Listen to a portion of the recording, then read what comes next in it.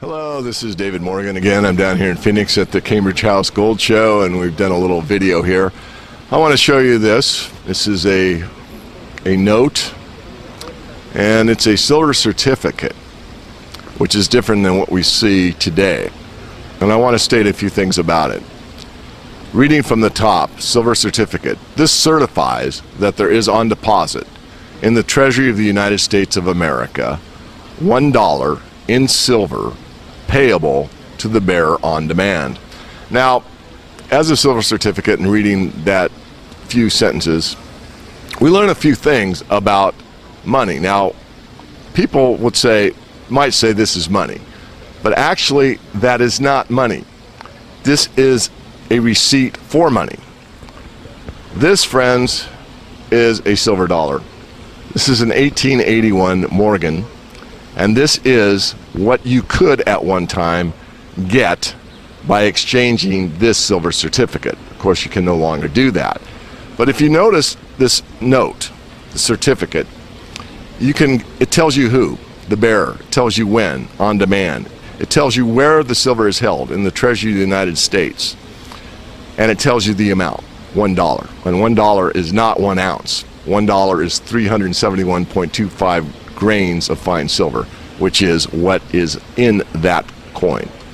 So is that money? No, it's not money. It's actually a receipt for this, which is money. Now, that's my take.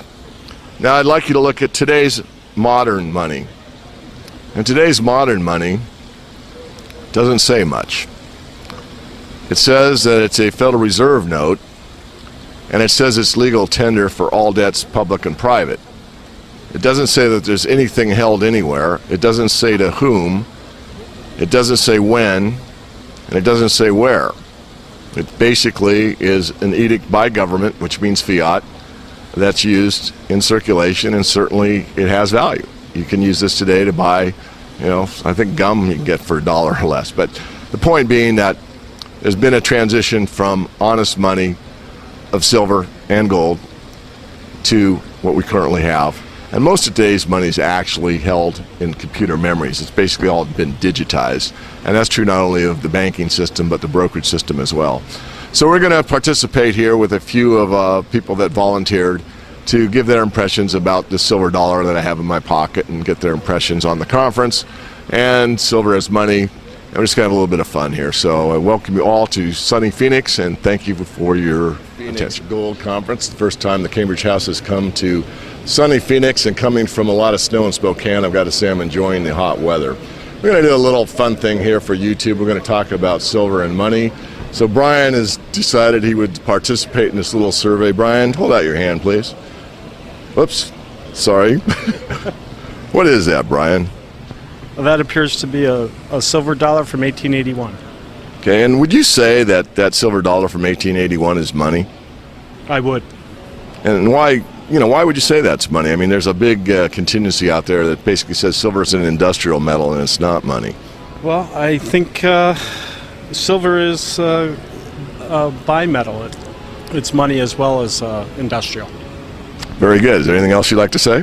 I wish I had more of it. Very good. Well, thank you so much. I'll give you one of my famous $1 million notes for participating in the survey. Thank you. All right, Dustin. Where are you from, Dustin? I'm from Scottsdale, Arizona. Are you enjoying the conference? I am. This is great weather, and it's great to, meet you guys that we've been reading on the cafe and on JS Mindset. Very good. Have you learned anything at this conference? I have. I've only been to one presentation, and that was yours, Dave. And that was good to know more about mining stocks. That's such a area that's part of the portfolio, for my investing and my family's financial security. Very good. Well, hold out your hand. Okay. And what is that? Well, an 1881 silver dollar. And I can tell that because it has that weight of silver and not light. Do you own any silver dollars? I do. I have, I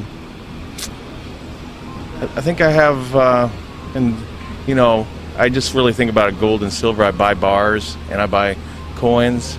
So I have probably 150 ounces of silver and about 15, 16 ounces of gold. Well, very good. Well, thank you so much. I'll give you one of my famous $1 million notes here. Okay. And you are Eric. Yes. Yes. Sorry, Eric. Got to get the mic control. I'm not feeling that well, as you know. So you enjoying the conference? Yes, I am. And you've met me before. I remember your name. I know you're one of my long-term subscribers. Yes. And you enjoy my work? Yes, I do. Been subscribing since 2004. And so you made some winners, made some losers, but overall you're probably up, right? I've done well, and then I also am a stockbroker, so with some of your recommendations, I've had a lot of clients that have been very happy. Well, very good. Well, I love to hear that. Okay, I'm going to drop this on you right there, and look at it carefully. It's a little different than what I dropped last time. What is that, and what do you think about it? That's a 1965 Canadian dollar. Let's see. Obviously, with the age, it's not as shiny as it should be, but I believe this is a silver dollar. It is. The United States went off the silver standard in 1965, but Canada didn't.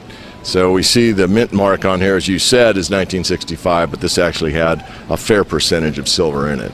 The Canadian coins did the Roman approach, which was to decrease the amount of silver year after year until they abolished it totally. So different governments had different approaches. Thank you for your time. Thank you. And one of my famous, and you probably have one already, $1 million notes. Thank you, Eric. Chris. Okay, today we've got Chris with us, and he's going to participate in a survey. I just got to find a random coin here to drop on him and see what he has to say. Are you enjoying the conference? Oh, immensely, immensely. You know, it's a great educational thing. You know, and get to see how other people think. You know, and there's a lot of mining firms here that are looking for investors and stuff like that. You know, I think it shows that everybody's got a liquidity problem to a certain extent. Some greater than others, of course. Yeah, right. Okay, so let's see. What I'm going to do with you is I'm going to drop this one on you and tell me what that is. Old Eisenhower. Let's see here. It's even got the copper sandwich in that, and it's light, not heavy enough for my needs, but I wouldn't hang on to it. Thanks for your time. Thank you. Thank you much. Appreciate it. Good. Heath, are you enjoying the conference? Having a great time. Great time. Learning a lot. Have you been to an investment conference in the resource sector before? Not in the resource sector. This is my first time. Okay. And what do you think about, we're a little out there. I mean, we're outside the box thinkers. We're contrarians, we have a different approach, a different way of looking at things. Do you agree with it for the most part? For the most part, I do. And what I think is important, the reason why I'm here is that, I think a large percentage of the population really isn't invested in this area. So definitely learning a lot. Agree with a lot, disagree with some, but overall I think it's a great learning experience. Good. Well, it's good to think on your own and certainly question everything. Question me, question what everyone says. A leader's the guy that when all the lemmings are going off the hill, the leader's the one that turns around and says, I'm going this way. And nobody follows for a while. And then another lemming decides, you know what, I don't think I want to die, and they start going that way. So leadership is a very interesting thing in the beginning. Anyway, take a look at that and let me know your impressions. Has some weight to it, that's for sure. United States, America, $1. Looks like silver to me. It is indeed. That's a Morgan dollar from 1881, and I'm not going to give it to you, but I'll give you something not nearly as valuable. A piece of paper that says 1 million on it for participating in our survey, and I thank you, and it was a pleasure to meet you. Pleasure to meet you too. Thank you. Okay.